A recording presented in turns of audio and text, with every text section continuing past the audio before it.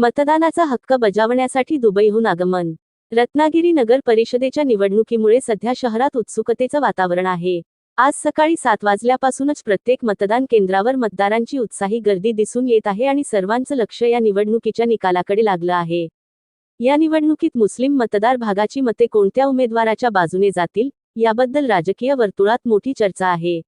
मुस्लिम समाजाच्या मतांचा कौल निवडणुकीची दिशा ठरवण्यात महत्त्वाची भूमिका बजावणार आहे, याकडे सर्वांचं लक्ष वेधलेलं आहे. या निवडणुकीच्या निमित्ताने एक विशेष बाब समोर आली आहे. मिरकरवाडा येथील नगर परिषदेचे माजी शिक्षण मंडळ सभापती शब्बीर वस्ता यांचे पुतणे सिद्दीक वस्ता हे खास आपला मतदानाचा हक्क बजावण्यासाठी दुबईहून रत्नागिरीत आले. त्यांनी उत्साहाने मतदान केले आणि त्यानंतर कुटुंबासह तातडीने ते दुबईला रवाना झाले. सकाळपासून प्रत्येक मतदान बूथवर नागरिकांची गर्दी पाहायला मिळत आहे.